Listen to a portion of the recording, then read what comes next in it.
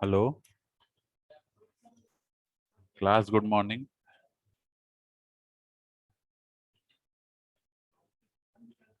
Hello, आवाज आ रही सभी को?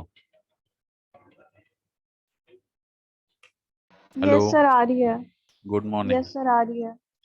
Good morning.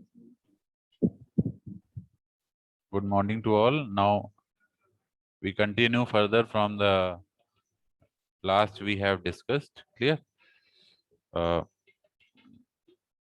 एक मिनट, ये सभी को शेयर हो रहा है? Is it share to all? Yes sir. ठीक है। तो देखिए, लास्ट टाइम हम लोगों ने यहाँ तक पढ़ा था। बेसिकली रेडियो कम्युनिकेशन लिंक हमने बोला था, आप लोगों को थोड़ा डिफाइन भी किया था क्या होता है, कैसे हमारा मॉडल बनता है। बाकी हमने कहा था आप लोग इस टॉपिक को खुद से करिए, ठीक है, क्योंकि कम्युनिकेशन मॉडल आप लोगों ने पढ़ा हुआ है पहले भी, फर्स्ट ईयर में भी, तो उसको आपको थोड़ा सा खुद से भी करना है, ठीक है। अब हम लोग आते हैं, कुछ हमारे न्यूमेरिकल्स हैं। न्यूमेरिकल, हम इस तरह के न्यूमेरिकल आपको ट्यूटोरियल में कराए हैं, ठीक है। तो ये न्यूमेरिकल अभी हम अगर टाइम होगा फिर से डिस्कस कर लेंगे। इक्वेशन जैसे ये वाला आप देख सकते हैं, calculate the dimensions of A half wave dipole antenna operating eight 100 megahertz in the free space. What is its radiation resistance? Find the total power radiated if it is fed with a current of amplitude 25 ampere. सभी को दिख रहा है question? ये सभी को question दिख रहा है? हेलो, सभी को क्वेश्चन दिख रहा है बेटा?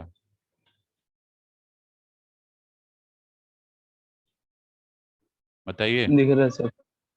तो देखिए, इसमें क्या कैलकुलेट करना है, आपको डायमेंशंस निकालने हैं एक हाफ वेव डाइपोल एंटीना के लिए, ठीक है, जो कि इस पर्टिकुलर फ्रीक्वेंसी पे ऑपरेट हो रहा है इन फ्री स्पेस, ठीक है। तो फ्रीक्वेंसी आपको गिवन है, एफ की वैल्यू, ठीक है, और डायमेंशंस आपको निकालनी है। डायमेंशन, एंटीना के डायमेंशंस का मतलब क्या है, आपको क्या फाइंड करना है? लेंथ फाइंड करनी है।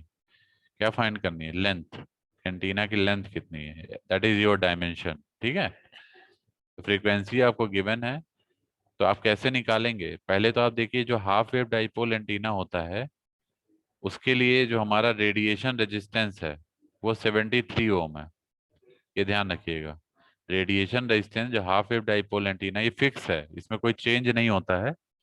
ये ध्यान रखना, याद रखना पड़ेगा आपको। हाफ वेव डाइपोल एंटीना अगर कहीं लिखा है, ठीक है, अगर मान लीजिए कोई एंटीना मेंशन नहीं है कि किस तरह का एंटीना है, पर्टिकुलर कोई एंटीना मेंशन नहीं है कि ये हाफ वेव है या क्या है, मोनोपोल है, ठीक है, या इलेक्ट्रिक डाइपोल है, अगर कुछ मेंशन नहीं है, ठीक है, थिन लीनियर डाइपोल है, तो अगर मेंशन नहीं है तो आप सीधे ये जनरल फार्मूला यूज करेंगे रेडिएशन रेजिस्टेंस निकालने के लिए, that is 80 pi square DL by lambda का होल स्क्वायर, ठीक है। अगर जनरली अगर कोई पर्टिकुलर एंटीना मेंशन नहीं होगा तो उसकी लेंथ भी आपको गिवन होगी। जैसे ये डीएल लेंथ है ना, ये आपको गिवन होगी क्वेश्चन में कि डीएल इज लैम्डा बाई 20 या लैम्डा बाई 40, ये गिवन होगा। तो आप उस, जब वो लेंथ गिवन होगा तो आप डायरेक्टली रेडिएशन रेजिस्टेंस इस फार्मूले से निकाल सकते हैं। ये जनरल फार्मूला है रेडिएशन रेजिस्टेंस निकालने में। लेकिन, और रेडिएशन रेजिस्टेंस हमने निकाला भी है इसमें, ये कैसे आता है ये भी निकाला है, ये देख सकते हैं पीछे, ये 80 pi square DL by lambda का होल स्क्वायर, ये हमने डिराइव भी किया था पावर से, पावर के थ्रू। पावर जो हमारी है उससे हमने ये चीज डिराइव करी थी, तो आप देख भी सकते हैं, ये जनरल रेडिएशन रेजिस्टेंस का फार्मूला है। लेकिन अगर आप इसी को पर्टिकुलर किसी एंटीना के लिए निकालते हैं रेडिएशन रेजिस्टेंस, तो वैल्यू चेंज हो जाती है। जैसे शॉर्ट लीनियर एंटीना के लिए देखिए, रेडिएशन रेजिस्टेंस क्या हो गया, 200 इंटू एल बाई लैम्डा का होल स्क्वायर हो गया। 80 पाई नहीं रहा अब, ये 200 इंटू 80 पाई इसलिए नहीं रहा क्योंकि ये जो नॉर्मल हमारा रेडिएशन रेजिस्टेंस होता है उसका 1/4 टाइम हो जाता है। कौन? Short linear antenna. Short linear antenna में जो हमारा नॉर्मल रेडिएशन रेजिस्टेंस है उसका 1/4 टाइम्स हो जाता है रेडिएशन रेजिस्टेंस, तो इसलिए वैल्यू चेंज हो जाती है।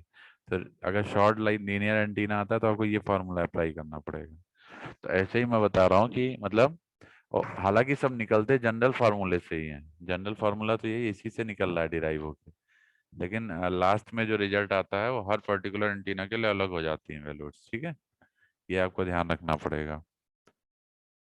सिमिलरली ये देखिए हमने यहाँ भी निकाला था, जैसे क्वार्टर वेव मोनोपोल, अगर आपको मान लीजिए गिवन है क्वार्टर वेव मोनोपोल, तो उस केस में रेडिएशन रेजिस्टेंस कितना होता है, 36.5 ओम होता है, ये भी फिक्स है। अगर कहीं क्वेश्चन में क्वार्टर वेव मोनोपोल लिखा हुआ है, this is another antenna type, तो उसमें अगर रेडिएशन रेजिस्टेंस आपको है तो आपको क्या रखना पड़ेगा, 36.5, ये डिफाइंड है, ये फाइनल वैल्यूज हैं ये, ठीक है, आपको डायरेक्ट रखना है। ऐसे ही जो रेडिएटिव पावर होती है क्वार्टर वेव मोनोपोल की, वो होती है 60 IRMS² इंटू 0.609, मल्टीप्लाई करेंगे तो 36.54 IRMS² आ जाएगा। IRMS is your IAC current, जिसकी वैल्यू क्या होती है, Im/√2 in terms of maximum current, ठीक है। सिमिलरली अगर हाफ वेव डाइपोल पूछा जाता है, जो कि अभी क्वेश्चन में गिवन है, हाफ वेव डाइपोल में जो पावर रेडिएटेड होती है वो कितनी होती है, जो मोनोपोल की पावर है इसकी ट्वाइस हो जाती है। जो क्वार्टर वेव मोनोपोल की पावर इतनी थी, इसका ट्वाइस कर दीजिए तो ये आ जाएगा हाफ वेव डाइपोल की रेडिएटिव पावर, ठीक है। सिमिलरली रेडिएशन रेजिस्टेंस की अगर हम बात करें तो रेडिएशन रेजिस्टेंस कितना होगा, रेडिएशन रेजिस्टेंस हमारा कितना हो जाएगा, जो ये वाला रेडिएशन रेजिस्टेंस है क्वार्टर वेव मोनोपोल को, इसको डबल कर दीजिए, तो हमने डबल कर दिया, ट्वाइस ऑफ 36.5 कर दिया, तो रिजल्ट मिल गया 73 ओम। यही 73 ओम हम लोग यूज कर रहे हैं हाफ वेव डाइपोल के लिए, ठीक है। ये फिक्स वैल्यू होती है, तो जब भी क्वेश्चन, जैसे अभी ये क्वेश्चन है जो पीछे वाला मैं दिखा रहा था, इसमें आप देखिए directly half wave dipole given है एंटीना, ठीक है, तो आपको सीधे रेडिएशन रेजिस्टेंस कितना रख देना है, 73 ओम, इसका फिक्स रेडिएशन रेजिस्टेंस, क्लियर है, ठीक है ना। और पावर रेडिएटेड लेंथ निकालनी है, तो लेंथ कितनी हो जाएगी, लेंथ विल बी λ/2, λ/2 होगी, क्योंकि जो हमारा ये हाफ वेव डाइपोल होता है इसकी जो लेंथ होती है वो λ/2 होती है, और लैम्डा आप निकाल सकते हैं C/F से, F = V लैम्डा होता है, आपको पता है, ठीक है, P/λ होता है, तो आप इससे निकाल लेंगे λ = C/F, C is velocity of light, F is the frequency, frequency 100 megahertz given है, तो वहां रख देंगे, 2 से डिवाइड करेंगे तो आपको 1.5 मीटर मिल जाएगा, ये लेंथ आ गई। ये जो हाफ वेव डाइपोल है इसकी लेंथ कितनी है, 1.5 मीटर, क्लियर। लेकिन आप गलती से रेडिएशन रेजिस्टेंस में के जनरल फार्मूले में ये वाली लेंथ रख के मत सॉल्व कर दीजिएगा, नहीं तो आंसर कुछ और आ जाएगा, क्योंकि यहाँ पे जो हाफ वेव डाइपोल है अभी मैंने बताया इसका रेडिएशन रेजिस्टेंस 73 ओम है, अगर आप ये लेंथ लेके सॉल्व करोगे यहाँ पे रख के जनरल फार्मूले में तो 73 नहीं आएगा, इससे ज्यादा वैल्यू आएगी, तो वो गलत हो जाएगा, ये ध्यान रखिएगा। तो हाफ वेव डाइपोल की रेडिएशन रेजिस्टेंस हमेशा 73 ओम होती है, ठीक है। तो ये आपको पता है रेडिएशन रेजिस्टेंस, आपको फिर सीधे आप निकाल सकते हैं पावर रेडिएटेड, पावर रेडिएटेड कितना होगा, I/R होता है पावर रेडिएटेड, सभी को पता है, दिस इज I/R, ठीक है, तो कुछ करना ही नहीं है, IRMS² आपको पता है, IRMS इज व्हाट, Im/√2, इसका स्क्वायर करिए इंटू 73 हो जाएगा, आर की वैल्यू, आर आपको 73 दिया हुआ है, ठीक है, क्लियर है।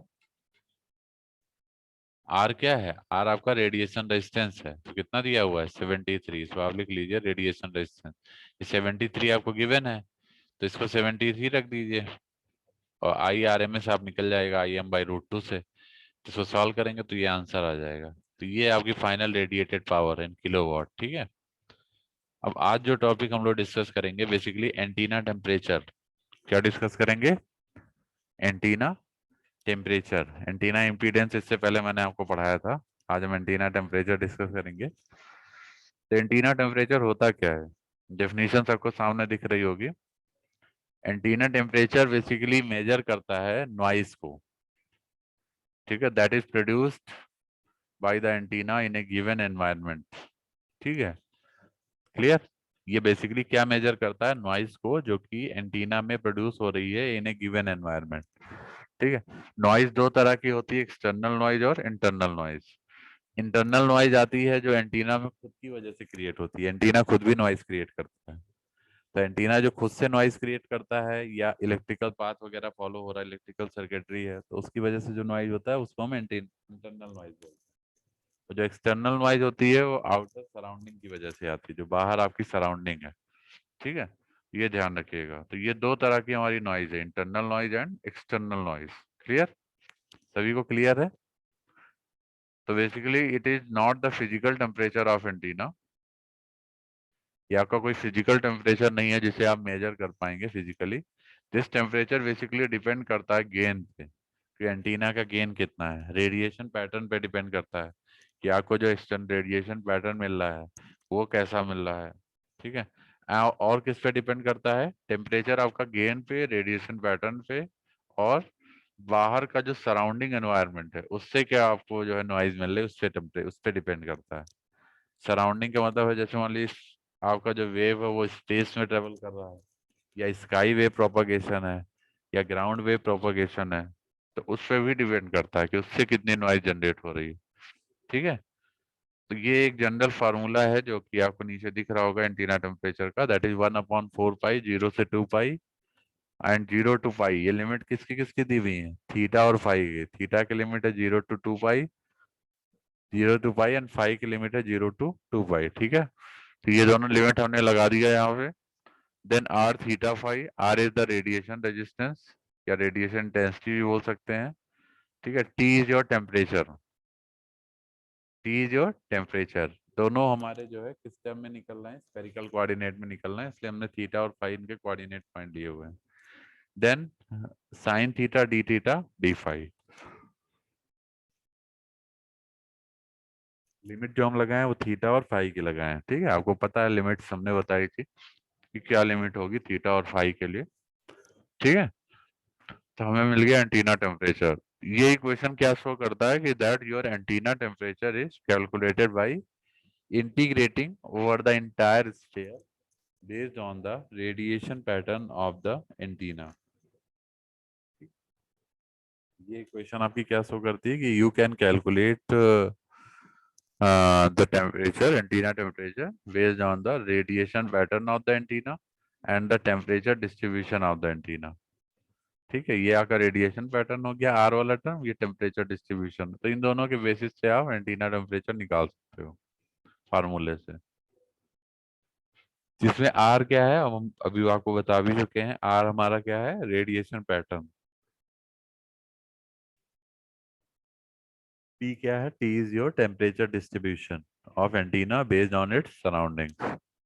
ठीक है, क्या क्या सोर्सेज हैं एंटीना नॉइज टेम्परेचर के, ये भी आपको ध्यान रखना है कि कौन कौन से एक्सटर्नल सोर्सेज हैं जो हमारे नॉइज क्रिएट कर सकते हैं सिस्टम में। जैसे पहला है galactic radiation. Galactic radiation,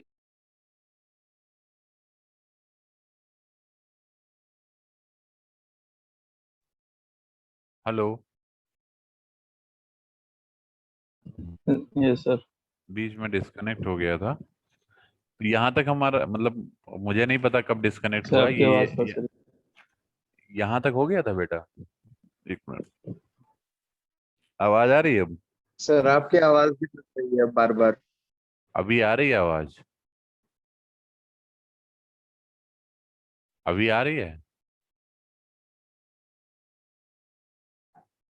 hello, अब आ रही है आवाज?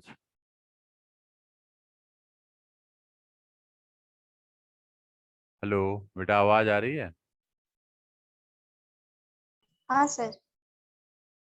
हाँ, तो ये बताइए कहाँ पे डिस्कनेक्ट हुआ था? ये मतलब यहाँ तक हो गया था, यहाँ तक मैंने बता दिया है। सर, गैलेक्टिक बता रहे थे आप, गैलेक्टिक।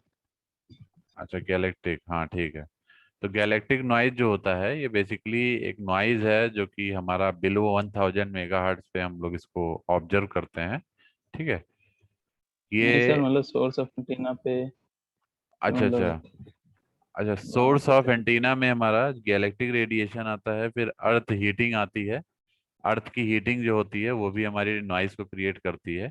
सिस्टम टेम्परेचर बढ़ाती है, टेम्परेचर बढ़ेगा तो ऑटोमेटिक सिस्टम में नॉइज आएगा। ठीक है, इसके बाद आपका होता है सन।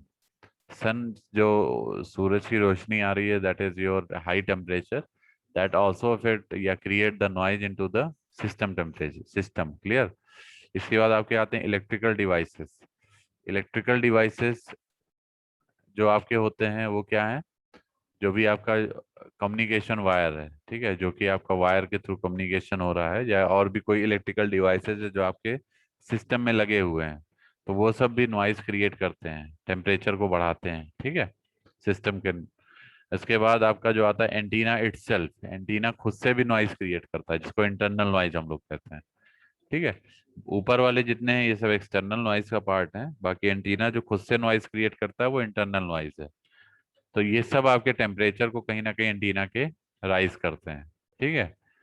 अब जैसे अर्थ हीटिंग की बात करें तो अर्थ अगर हीट है तो अर्थ पे जो ग्राउंड वेव आ रही है वो सब हीटिंग रिफ्लेक्ट हो रही है. अर्थ से हीट क्या हो रही है, रिफ्लेक्ट होके ऊपर आ रही है, और वो जब रिफ्लेक्ट होके ऊपर आएगी तो वो कहीं ना कहीं टेम्परेचर को इंक्रीज करेंगी एंटीना साइड पे जो रिसीव हो रहा है पावर सिग्नल, ठीक है. तो that's why earth heating is also very, अभी हम आपको जब लास्ट यूनिट पढ़ाएंगे तो प्रोपगेशन मैकेनिज्म समझाएंगे, तब आपको समझ में आएगा. क्योंकि आप देख सकते हैं कल हमने आपको बताया भी था एक, ये देखिए, ये हमने आपको बताया था जब, यहाँ हमने बताया था ना, एक डायरेक्ट वेव आती है, एक ग्राउंड से रिफ्लेक्ट होके आती है, ठीक है, और दोनों में अंतर है. तो रिफ्लेक्टेड वेव जो होती है वो बेसिकली वो नॉइस को ज्यादा कैरी करती है. Getting my point? समझ में आ रहा है? हेलो? Yes sir. ठीक है. अब गैलेक्टिक नॉइज की अगर हम बात करें तो galactic noise is a high below 1000 megahertz at around 150, at around 150 megahertz, मतलब 150 मेगाहर्ट्ज के अराउंड अगर हम देखें, ठीक है, तो हमारा it is approximately 100 degree kelvin, ठीक है. इस फ्रीक्वेंसी पे अगर हम बात करें तो हमारा जो टेम्परेचर है अप्रोक्सीमेटली 1000 डिग्री केल्विन है, ठीक है. At 25 megahertz it has levelled off to around 10 degree kelvin, ठीक है. And earth has an accepted standard temperature of 290 degree Kelvin. So the level of sun contribution depend on the what? Temperature depend on what? एक minute रुकिएगा, ये थोड़ा ये portion hide हो रहा है.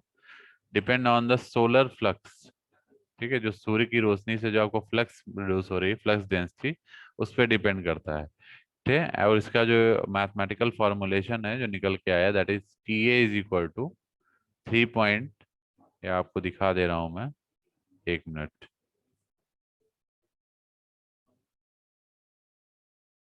T A is equal to 3.468 F lambda square into 10 to the power G by 10. ये हमारा antenna का टेम्परेचर है, ठीक है, for this galactic noise. Clear? ठीक है,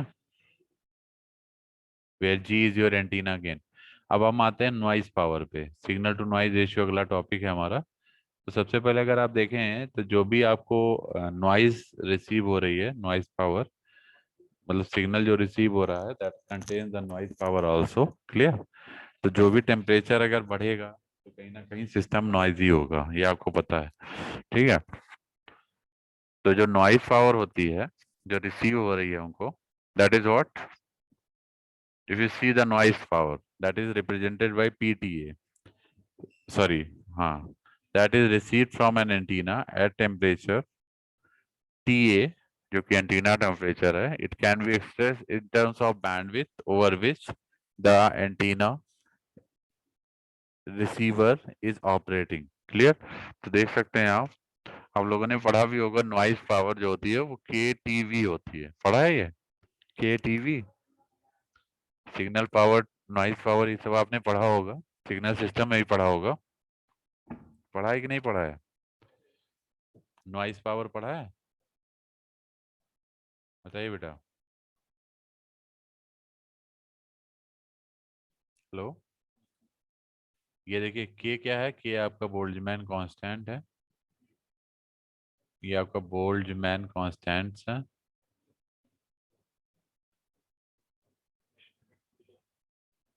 ठीक है. अब अगर हम बात करें TA, ये एंटीना टेम्परेचर है,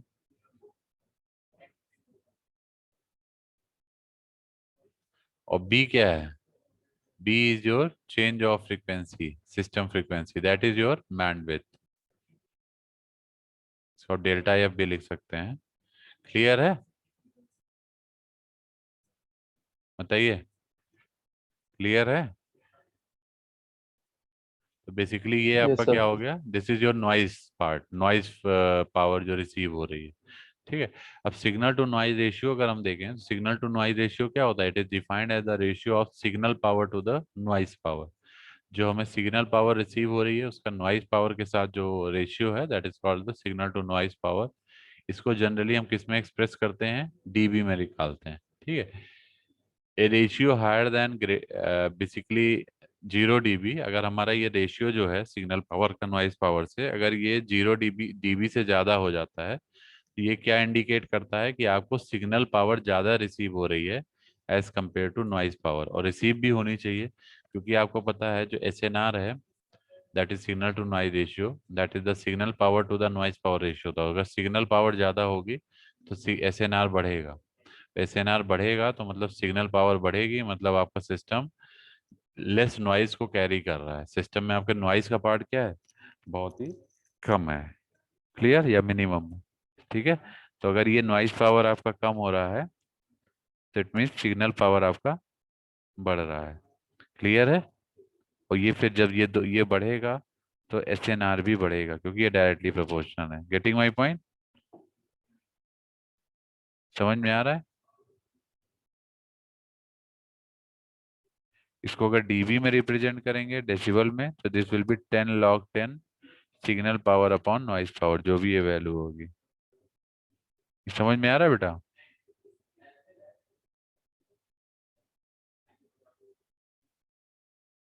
हेलो, ये यस समझ सर। में आ रहा है? ठीक है। Yes sir. अब इसके आगे देखिए, इसका कुछ हम लोग मैथमेटिकल फार्मूलेशन भी करेंगे। तो जो सिस्टम नॉइज पावर है उसको अगर हम रिलेट करें सिस्टम नॉइज टेम्परेचर से, तो अभी हमने बताया था पीछे, जो नॉइज पावर होगी that will be KT into delta F. Delta F का मतलब है बी, यही है, देख सकते हैं हम, दैट इज KTA, B लिखा है ना, इसी को हमने लिखा है, that is your noise power, that is KT into B को आप डेल्टा एफ भी लिख सकते हैं, यहाँ मैंने बताया था दैट इज द बैंडविड्थ। तो KTS इंटू डेल्टा एफ। ठीक है, इक्वेशन नंबर 1 हो गया। अब हमें रिसीव पावर भी चाहिए, क्योंकि रिसीव पावर भी तो चाहिए, तभी तो आप इससे ना निकालेंगे। तो रिसीव पावर क्या होगा? रिसीव पावर हम लोगों ने निकाला है फ्रिस ट्रांसमिशन फॉर्मूले से। किससे निकाला है? Friis transmission formula. अब फ्रिस इक्वेशन अभी हमने आपको डिराइव नहीं कराई है, ट्यूट में भी हमने क्वेश्चन दिया हुआ है फ्रिस ट्रांसमिशन पे, अगर आपने देखा हो। ट्यूट 3rd में क्वेश्चन है कि derive the expression for Friis transmission. Clear? तो फ्रिस ट्रांसमिशन इक्वेशन क्या होती है? उसमें आपको वो बताती है कि रिसीव पावर आपको क्या मिल रही है एंटीना में। ठीक है। तो receive power will be what? 1 minus reflection coefficient of transmitting antenna का स्क्वायर, इसको रिफ्लेक्शन कोफिशिएंट बोलते हैं। ठीक है, ध्यान रखिएगा। मैं यहाँ लिख भी देता हूँ, ये नई टर्म है आप लोग के लिए, शायद आप लोगों ने इसको पहले नहीं पढ़ा है। Where this is what? Reflection coefficient.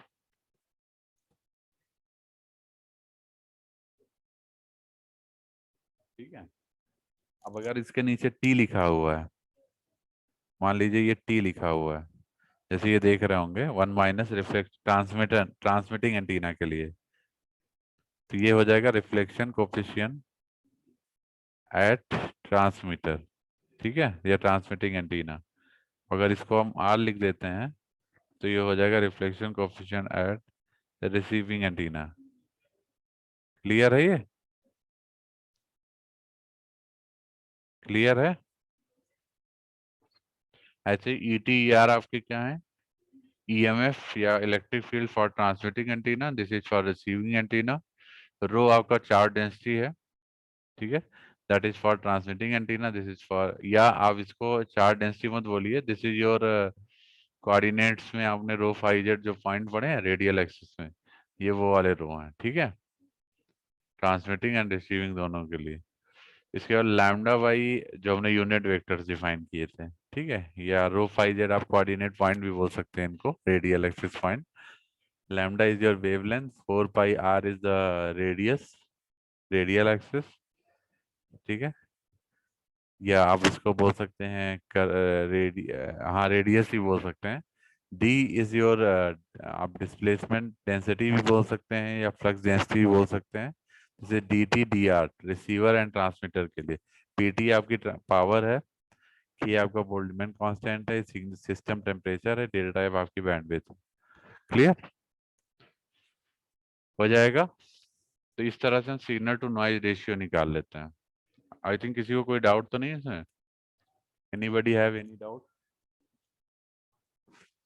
बताइए बेटा,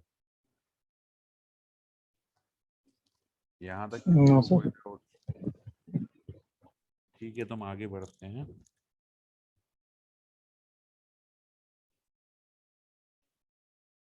जो हमारा नेक्स्ट टॉपिक है दैट इज, एक मिनट बेटा होल्ड करिएगा जरा सभी लोग। ओके, जो नेक्स्ट टॉपिक है वो आप लोग हेडिंग डाल लीजिए,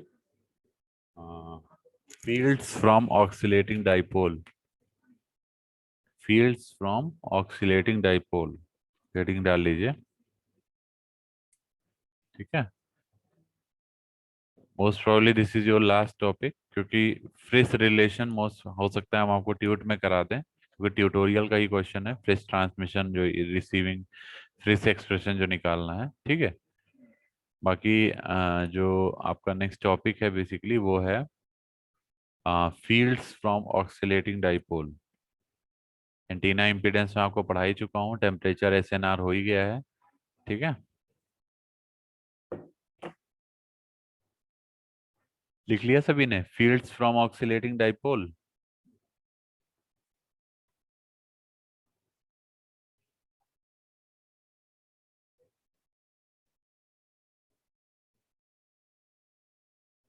आवाज आ रही बेटा? Yes sir. तो हेडिंग डालिए फील्ड्स फ्रॉम ऑक्सीलेटिंग डाइपोल, ठीक है। एक मिनट।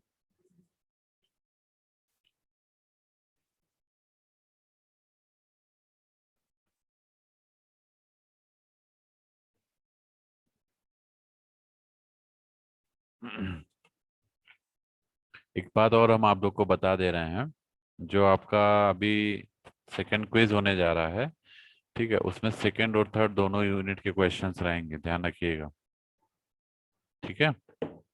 12 को क्विज है आपकी, सुन रहे हैं सभी लोग? हेलो? Yes sir. जो 12 को क्विज है उसमें सेकेंड एंड थर्ड दोनों यूनिट से क्वेश्चंस रहेंगे, ध्यान रखिएगा, ठीक है। Okay sir. हाँ, ऑलमोस्ट इक्वल वेटेज मान के चलिए, ठीक है, क्योंकि पहली यूनिट आप लोग की 2 ही क्विज होनी है। तो पहली क्विज में तो हम लोगों ने फर्स्ट यूनिट का पोर्शन कवर कर लिया था, ठीक है, लेकिन यहाँ पे हम लोग दोनों दोनों पार्ट कवर कर लेंगे, क्योंकि हमारा लगभग लगभग अब ये यूनिट भी खत्म हो गया है, ठीक है, तो इसलिए कोई दिक्कत नहीं होगी, ठीक है बेटा।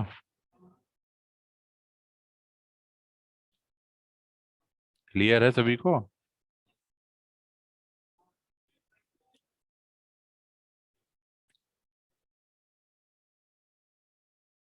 समझ में आ रहा है सभी को? Yes sir.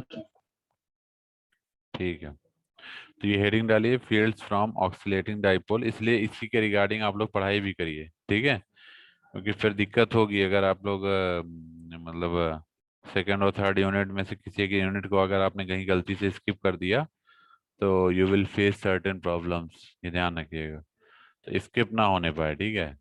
दोनों यूनिट हमने लगभग लगभग करा दिया है, इसलिए मुझे नहीं लगता है कि कोई अब ऐसी सच प्रॉब्लम होनी चाहिए, लेकिन फिर भी थोड़ा सा आप लोग को अटेंटिव होना पड़ेगा इस चीज को लेके, ठीक है।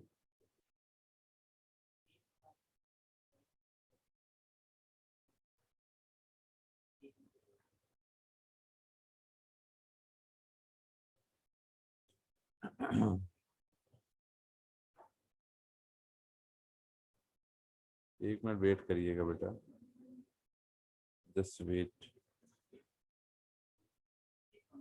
तब तक मैं आपको एक क्वेश्चन दे रहा हूँ, आप लोग जरा इसका सॉल्यूशन बताइए, then we start this topic, ठीक है। क्वेश्चन हम आपको दे रहे हैं, इसको सॉल्व करिए आप लोग।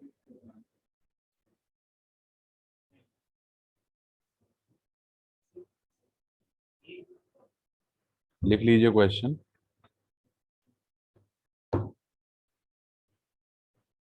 हेलो, क्वेश्चन मैं दे रहा हूँ बेटा, इसको सॉल्व करो सभी लोग।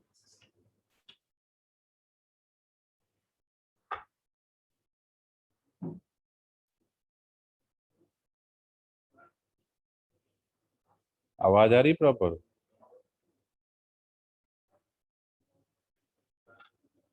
आवाज आ रही बेटा सबको?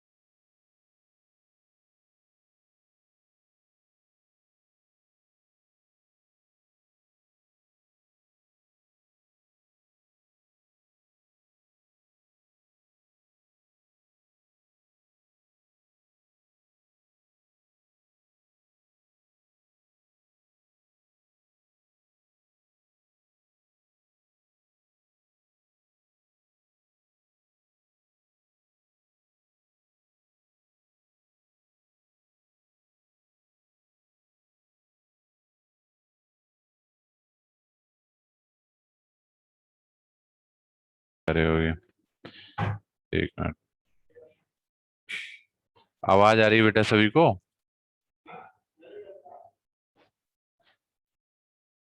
हेलो,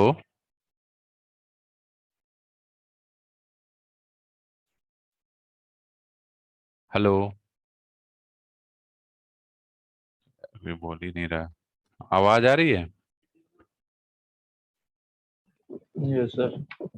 एक क्वेश्चन तब तक हम दे रहे हैं, पहले ये क्वेश्चन कर लीजिए, फिर हम उस टॉपिक को कवर करते हैं, ठीक है।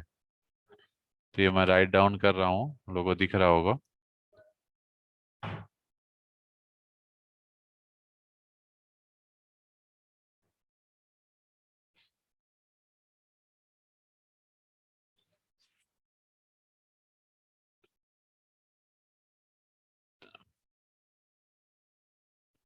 Directivity of the antenna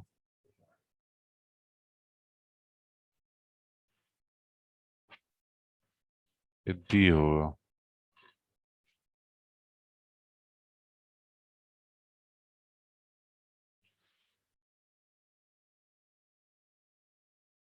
if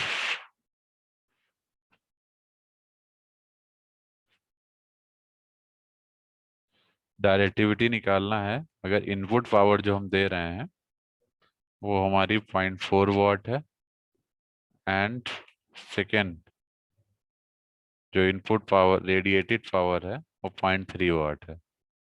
solve करिए इसको जरा सभी लोग, हमको बताइए आंसर कितना आएगा। सॉल्व करिए। क्वेश्चन दिख रहा है सभी को? क्वेश्चन दिख रहा है सभी को? Yes sir. तो सॉल्व करो जरा, बताओ आंसर कितना आएगा। परी।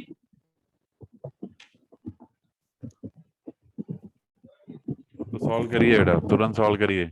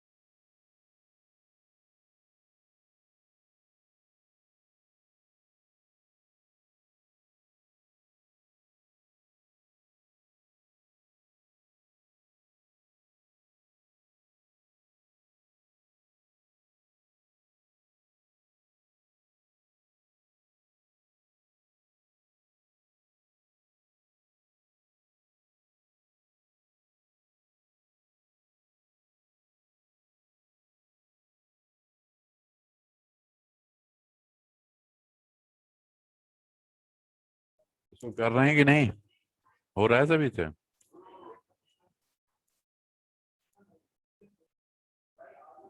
क्वेश्चन सॉल्व हो रहा है बेटा सभी से?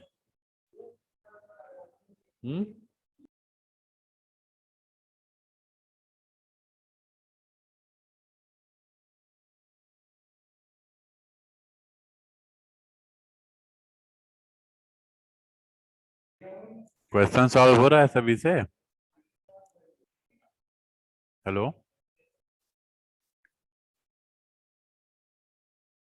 क्वेश्चन सॉल्व हो रहा है बेटा सभी से जो दिया है ये? बताइए।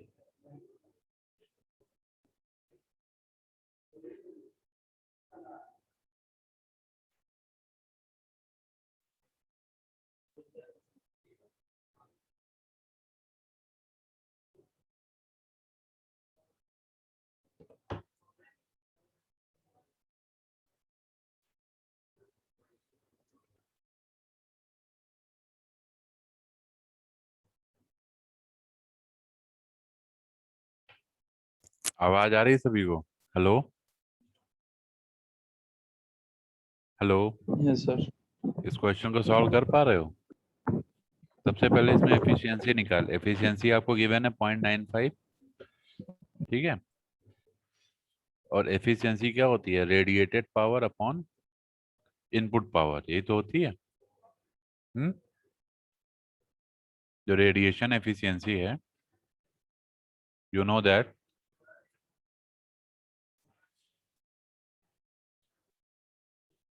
द रेडिएशन एफिशिएंसी क्या होती है? रेडिएशन एफिशिएंसी ईटा आर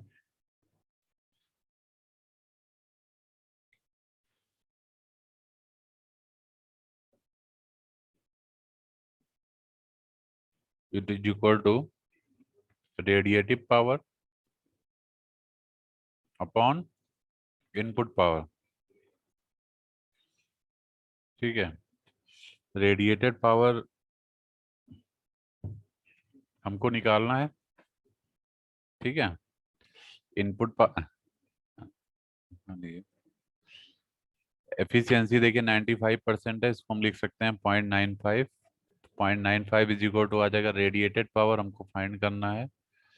और इनपुट पावर जो अगर हम देखेंगे तो इनपुट पावर आपकी कितनी गिवन है? 0.4 वॉट गिवन है। कितनी वॉट है? 0.4 वॉट। तो यहाँ से आपको पी रेडिएशन मिल जाएगा। कितना आएगा पी रेडिएशन? बताइए, पी रेडिएशन कितना आएगा? 0.38 वॉट आ जाएगा।